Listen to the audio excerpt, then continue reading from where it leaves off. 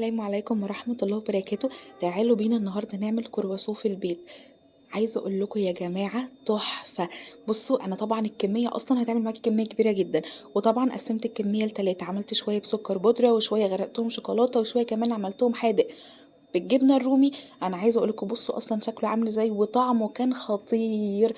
عايزه اقول لكم ان كل اللي في البيت اتفاجئوا منه وافتكروني اصلا ان انا جايباه من بره، ما كانوش مصدقين ان انا اللي عاملاه لحد ما وريتهم الفيديو اللي انا مصوراه ده.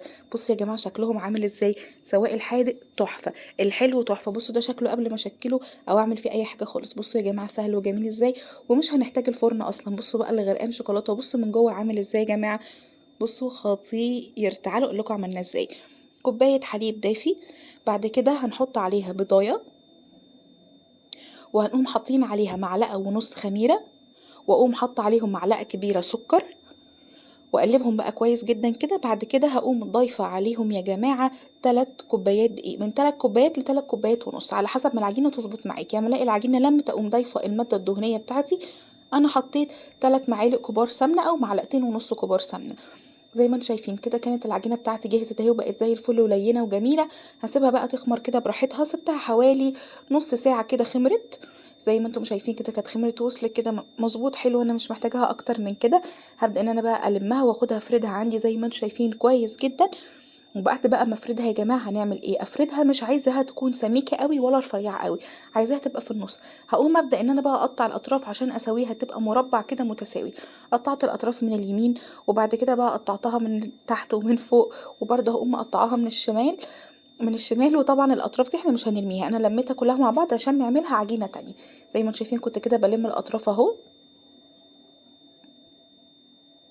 كده خلاص لميت كل الاطراف بتاعتي. هبدأ ان انا بقى اقطع الكرواسون بتاعي. هقطعه ازاي يا جماعة، بصوا كده هقطعه معاكم اهو، شكل مثلث كده زي كأني رايحة 7 وراجعة 8 بالطريقة دي. زي ما انتم شايفين قطعته كده بالطريقه دي. انا قطعته احجام متفاوته، قطعته كبير وصغير عشان محتاجه يبقى الحجمين. بعد كده جبت واحده قسمتها من النص، وهبدا ان انا زي ما انتم شايفين كده اتني الحته اللي قدام بسيط، واقوم عاملاه لفاه بايدي كده، عاملاه رول بايدي كده سهل خالص وما فيهوش اي مشكله. بصوا شكله جميل وعامل ازاي. نعمل واحده تاني مع بعض اهو. زي ما بقول لكم شكل الكرواسون انت تتحكمي فيها، عايزاها كبيره ولا صغيره، بس انا عملتها كذا حجم. اديني لفيت من الاول اهو، ابدا ان انا الف زي ما انتم شايفين كده بصباعك بايدك باي حاجه. بصوا شكلها هيبقى عامل ازاي بالطريقه دي كده اهو. خلصت بقى الكميه بتاعتي كلها، وبعد كده بقى الجيش قالك اتصرف. كان عندي ورق الزبده بتاع الاير فراير جبته وقمت قطعته عشان اعرف احط عليه، لان ما لقيتش عندي ورق زبده تاني.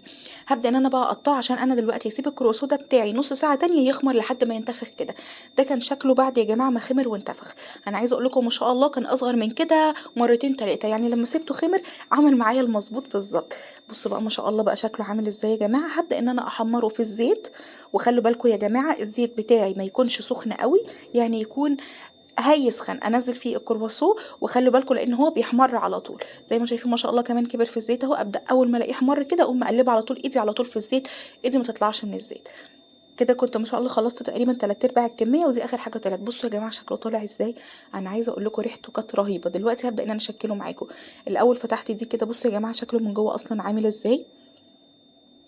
رهيب رهيب رهيب والله العظيم، احلى كرواسون دقته في حياتي. وكمان سهل ومش هياخد مننا وقت او مجهود كبير. اول حاجه عملت الحادق، قلت احط جواه جبنه رومي كده، وزي ما انتم شايفين. وكمان في واحده بس ما صورتهاش حطيت جواها جبنه كيري بسطرمه، كانت يا جماعه طعمها خرافه مع كوبايه شاي كده، مع كوبايه نسكافيه. ده بقى حطيت عليه سكر بودره كده زي ما انتم شايفين. بصوا بقى يا جماعه انا بس كنت عايزه اوريكم شكلها عامل ازاي. بصوا كمان الرول شكلها ما شاء الله عامله ازاي، خطيره بجد خطيره. بصوا بقى كده. بصوا لما نفتحها كلها كده من جوه سهله وكلها مستويه وطريه وجميله. وعلى فكره لو عملتيه لاي حد يفرح بيها، يعني مثلا لو عملتيها لولاد صغيرين، انا اخويا الصغير اتبسط وكان طاير بيها. بصوا هش وطري ازاي. حطيت له بقى جواها اي حاجه عندك حطيها، على فكره ممكن تتاكل كده لوحدها مع كوبايه شاي، او تعملي كوبايه كاكاو مثلا في الشتا ده. زي ما انتم شايفين كده بقى. بصوا يا جماعه دي اللي بالرومي، وبرده قلت لك ممكن تحطي جواها اي نوع جبن.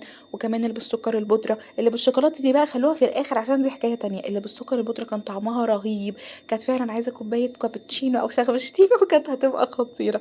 بصوا بقى يا جماعه اللي بالشوكولاته بقى كان يا خرابي. يا جماعه الشوكولاته دي بصوا بصوا لازم نعزها كده ونعززها عن اي حاجه تانية. بصوا بقى.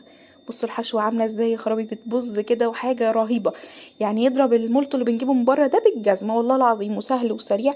وعايزه اقول لكم ان كل اللي في البيت طاروا منه من حلاوته. الف هنا وشفا. ما تنسونيش بقى في اللايك والشير والسبسكرايب، ويا خرابي على الجمال والحلاوه. بصوا يا جماعه شكله خطير ازاي.